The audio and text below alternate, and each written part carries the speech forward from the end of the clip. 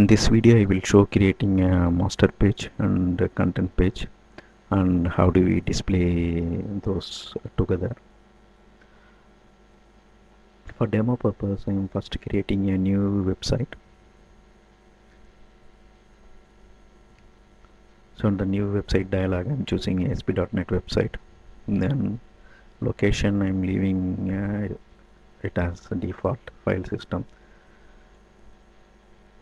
So I'm choosing eTempo directory, then I'm clicking OK. Then click OK button. Once this is done, you can able to see a default.aspx which is not required, and I am deleting that.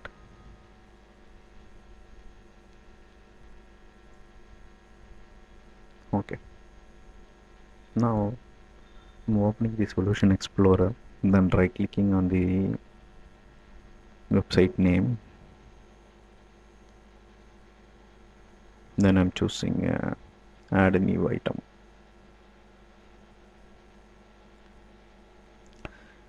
In the add new item dialog, select a master page, and I'm renaming this as mpage.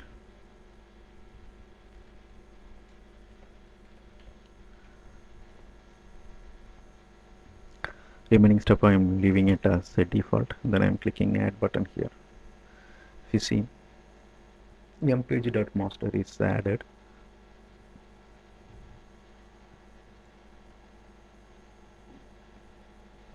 Here is the mpage.master, and you are seeing the source. It has a HTML head, body, everything. And if you see inside this, you see a content placeholder, and it has an ID and another attribute saying that run at server. So before making a change, I am moving to design view.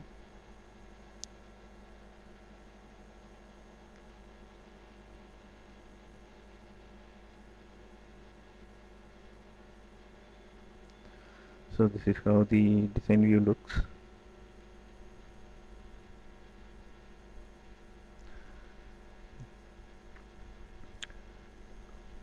So the content will be displayed inside this content placeholder control.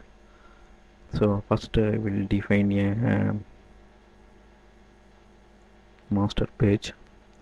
What I'm doing is I'm just clicking next to this content placeholder control, then I'm clicking enter. So you'll get some place in the top.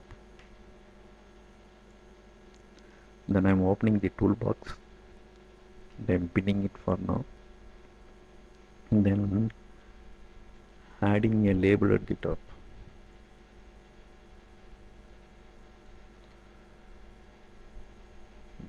Then I'm choosing properties.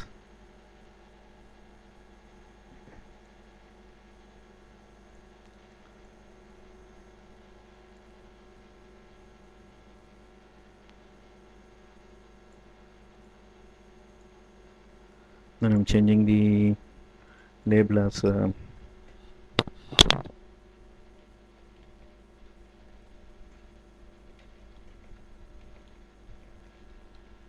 master page header.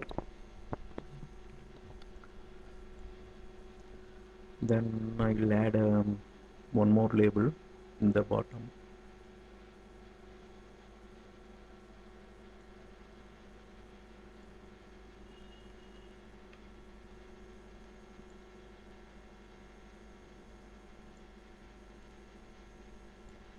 I'm going to choose similar properties.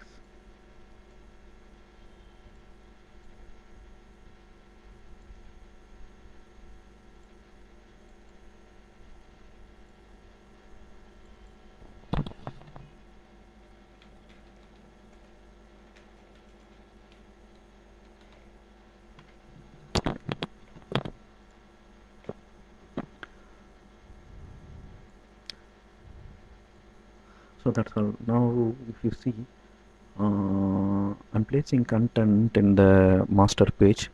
That means whatever I want to define as part of master page, that I am keeping directly in this masterpage.master. You can usually keep ASP control or HTML elements here in the master page. The content placeholder, we will even you can delete this content placeholder and place a new content placeholder and place it wherever you want. So if I go to toolbox, you can see a content placeholder item here. This item will be displayed only when you are in master page. Okay, now we will go and start adding the content page. If I go to Solution Explorer and if I right click it, you can see that there is no option to display the browsing option for this master page. Only content page can be browsed, and when content page is browsed, it will pick up the content in the master page and it renders content as well as master page together. So if we go to source view, you can see the newly added controls, which is this ASP label defining the header, and another ASP label which is defining the footer. So in between this header and footer, this content placeholder is there. So we will create a new page that defines content for this ASPX page. You can either start adding your content directly here, or when you are adding a new item, you can actually specify the content placeholder. So I am keeping CP1 as content placeholder. A master page can have multiple content placeholder. Here I am having only one. You may have even 2 or 3 content placeholder, so that 2 or 3 ASPX web pages can come and get rendered inside a single master page. Okay, moving to Solution Explorer, and I'm choosing add new item. Now my intention is to add a new web form. Here I'm choosing page 1. Then I'm choosing select master page. That means this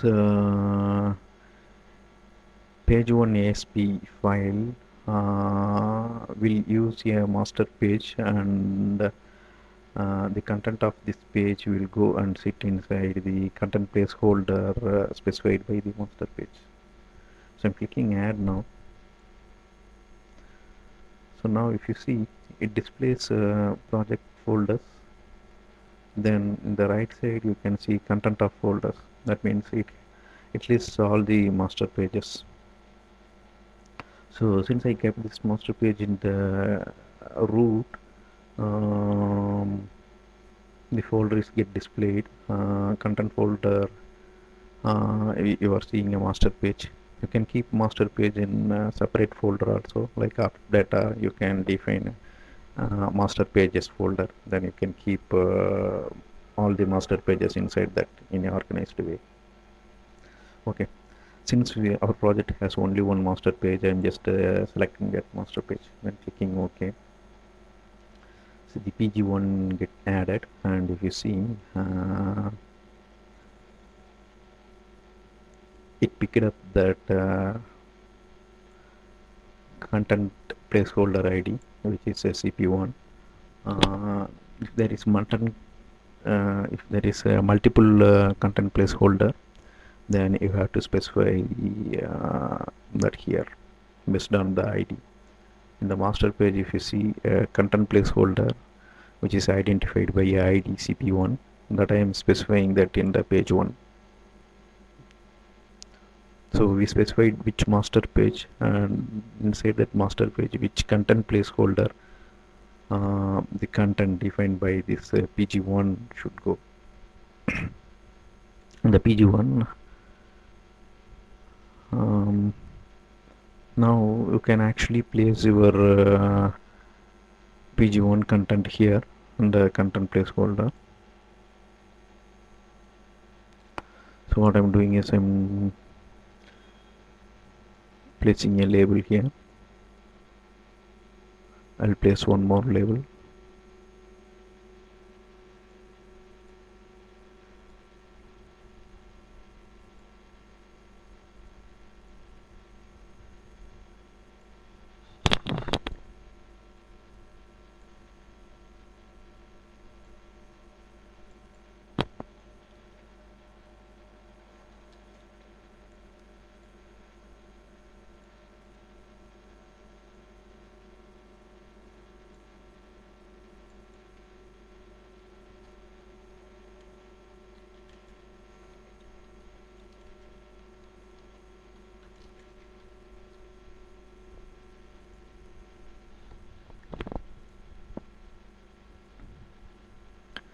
That's how we define the content. If I go to source, you see this pg1.aspx, and there is no header, body, all those stuff. Why? Because the content, this content will go and sit inside the content placeholder defined by a master page, and the master page has the header, title, everything defined on it. So we are done with this.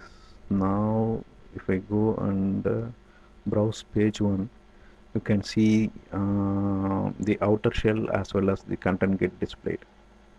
Before that, I'm going to master page. If you see, the highlighted one is actually the content which we are going to browse.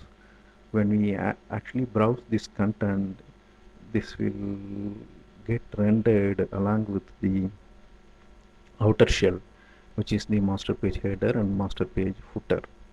You can see that which is in grayed out area at present in the design view, since I am in the pg1 ASPX. The pg1 ASPX design shows this as the actual content, and in the background you are seeing a grayed out master page.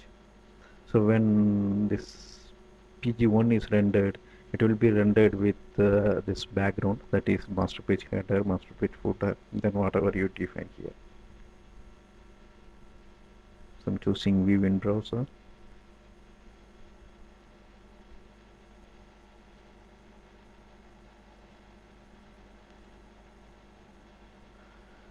So this is how it get displayed here.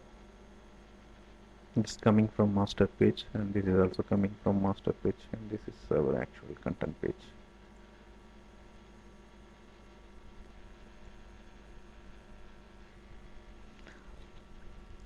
Okay, the real advantage of master and content page, we will see it in the example that I'm going to create for this article. I'm closing this video for now.